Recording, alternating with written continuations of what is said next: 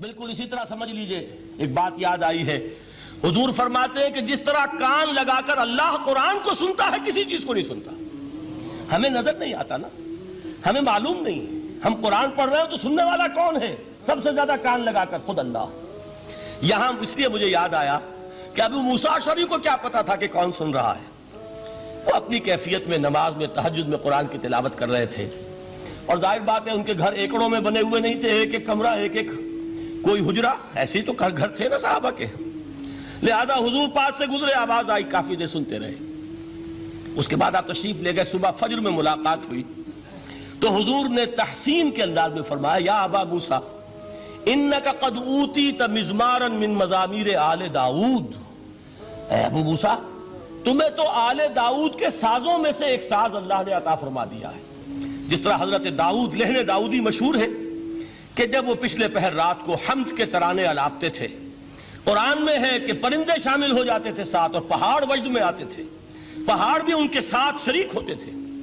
تو جس طرح کا اللہ نے ان کو لہن عطا فرمایا تھا، حضور نے تحسین کے انداز میں فرمایا ہے ابو موسیٰ اشعری اللہ نے تمہیں بھی آل داؤد کے سازوں میں سے ایک ساز عطا فرمایا۔ بہرحال قرآن مجید کا جو یہ میوزک ہے، قرآن کے الفاظ کا جو حسن ہے، جہاں تک حسن معنوی ہے وہ تو ہر لفظ میں ہے، لیکن یہ حسن ظاہری، حسن صوتی، حسن لفظی، یہ اپنے کلائمیکس پر آپ کو نظر آئے گا سورہ رحمان میں۔ لیکن قرآن میں یہ سورت اس اعتبار سے بھی ممتاز ہے، اس کی 4 آیات پر ذرا توجہ کریں گے، عجیب حقائق سامنے آئیں گے۔ جہاں یہ قرآن مجید کے حسن صوت اور حسن لفظی کی معراج ہے، وہیں اس کی پہلی 4 آیات میں 4 چوٹی کی چیزوں کا ذکر ہے، سب سے اونچی چیزیں۔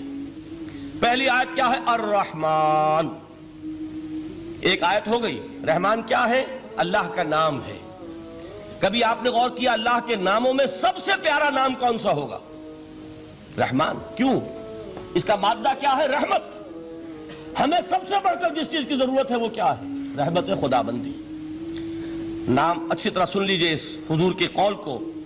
حضور فرماتے کوئی شخص جنت میں مجرد اپنے عمل کی بنیاد پر داخل نہیں ہو سکے گا جب تک کہ رحمت خداوندی دستگیری نہ کرے۔ کسی صحابی نے بڑی ہمت اور جرأت کا ثبوت دیا کہ پوچھ لیا کیا حضور آپ بھی؟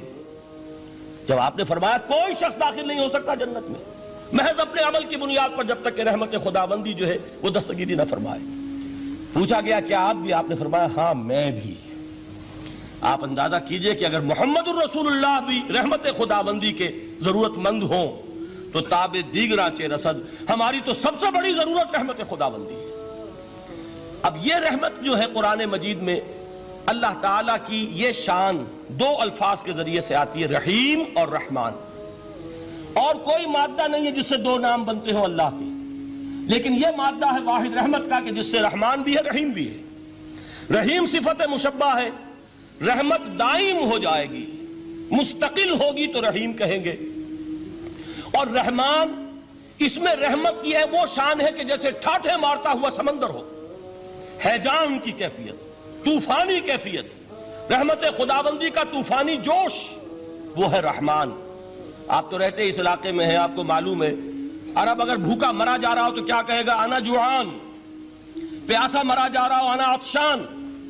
بہت غضبناک ہوگا غضبان، غضبان آصفہ قرآن میں آیا ہے، بہت غضبناک۔ رحمان جس کی رحمت جو ہے جوش میں ہے، ٹھاٹھے مارتے ہوئے سمندر کے مانند۔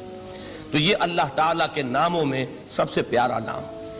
اب آگے چلیے، الرحمن علم القرآن، رحمان نے قرآن سکھایا۔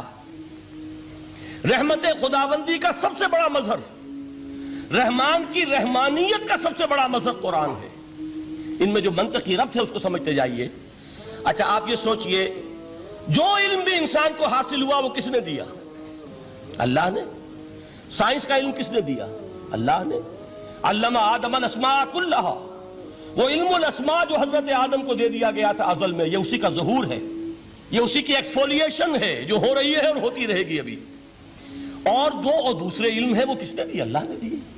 لا یحیطون بشیء من علمہ الا بما شاء، مخلوق میں سے کوئی اللہ کے علم میں سے کسی شے کا احاطہ نہیں کر سکتا مگر وہ جتنا اللہ دینا چاہے۔ لیکن یہ کہ تمام علوم میں چوٹی کا علم قرآن. نوٹ کرتے جائیے، اب چوٹی کی چیزیں جمع کیجئے. اللہ کے ناموں میں چوٹی کا نام رحمان. اللہ نے جو کچھ انسان کو سکھایا اس میں چوٹی کا علم قرآن. خلق الانسان، انسان کو پیدا فرمایا. سوال یہ کہ حیوانات کو کس نے پیدا فرمایا؟ آسمان کس نے پیدا کیے؟ زمین کس نے پیدا کی؟ فرشتے کس نے پیدا کیے؟ کیا مطلب خلق الانسان؟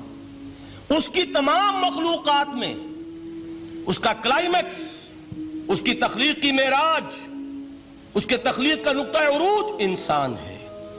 یہ ہے کہ جو مسجود ملائک بنا ہے. وَلَقَدْ كَرَّمْنَا بَنِي آدَمَ وَحَمَلْنَاهُمْ فِي الْبَرِّ وَالْبَحْرِ وَرَزَقْنَاهُمْ مِنَ الطَّيِّبَاتِ وَفَضَّلْنَاهُمْ عَلَى كَثِيرٍ مِّمَّنْ خَلَقْنَا تَفْضِيلًا. تو تخلیق میں سب سے اونچی تخلیق انسان کی، علموں میں سب سے اونچا علم قرآن کا، اللہ کے ناموں میں سب سے اونچا نام رحمان. اب آئیے چوتھی چیز، علمہ البیان، انسان کو بیان کی صلاحیت عطا فرمائی. کیا اور کوئی صلاحیت عطا نہیں کی؟ بینائی کس نے دی؟ اللہ نے. اسی طریقے سے سماعت کس نے عطا فرمائی؟ اللہ نے. کتنی فیکلٹیز ہیں، کتنے ایکسٹرنل آرگنز ہیں سینس کے، کتنے انٹرنل سینسز ہیں جو اللہ نے دیے ہیں.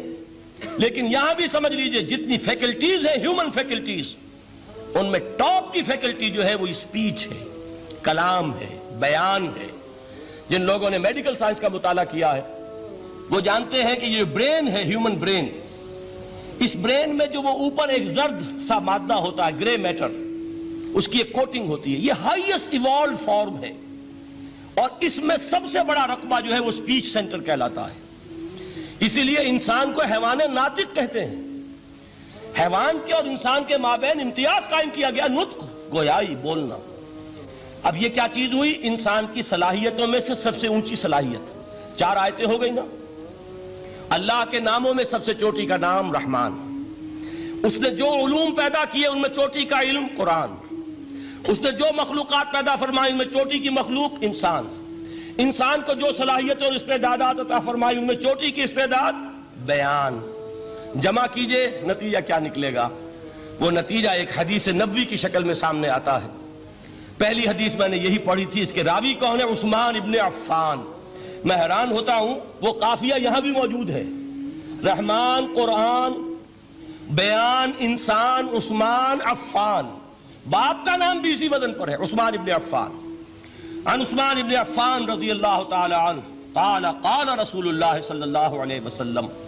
حضرت عثمان شہید مظلوم ذو النورین رضی اللہ تعالی عنہ فرماتے ہیں کہ اللہ کے رسول صلی اللہ علیہ وسلم نے فرمایا، خیرکم من تعلم القرآن وعلمہ. تم میں سے بہترین لوگ وہ ہیں جو قرآن سیکھیں اور سکھائیں. قوت بیان جو تمہاری ٹاپ فیکلٹی ہے، اس کا استعمال کسی گھٹیا کام کے لیے نہیں ہونا چاہیے. دیکھیں اردو میں محاورہ ہے کہ توپ سے مکھی نہیں ماری جاتی. توپ بنائی گئی ہے کسی بڑی شے کے لیے، مکھی مارنے کے لیے توپ استعمال نہیں ہوتی. یہ قوت بیان جو ہے، جو ٹاپ موسٹ فیکلٹی ہے ہیومن، جو فیکلٹیز ہیں ان میں سے، اس کا استعمال بھی ٹاپ موسٹ ہونا چاہیے. قرآن کو بیان کرو. وہ جیسے کہ علامہ اقبال نے کہا ہے، بلکہ غالباً ان کے قبر پر آس پاس جو اشعار لکھے ہوئے ان میں سے ایک یہ بھی ہے، اگر یک قطرہ خونداری، اگر مشتے پرے داری، بیابامن تو آموزم طریق شاہ بازی را. اگر تمہارے اندر ایک قطرہ بھی خون کا ہے اور مٹھی بھر بھی پر اگر اللہ نے دیے ہیں تو ہے میرے پاس آؤ کہ میں تمہیں شاہبازی کے طریقے سکھاؤں. اسی طرح جان لیجئے اگر اللہ نے قوت گویائی عطا فرمائی، اگر اللہ نے تمہیں حیوان ناطق بنایا، اگر اللہ تعالیٰ نے تمہیں یہ صلاحیت عطا فرمائی، اس صلاحیت کا مصرف دنیا کو نہ بناؤ، اس صلاحیت کا مصرف اللہ کے کلام کو پھیلانے پر اس کو صرف کرو. هي الحلقات تحفظني بآيات من القرآن، هي الحلقات تملأني بحب المصطفى العدنان.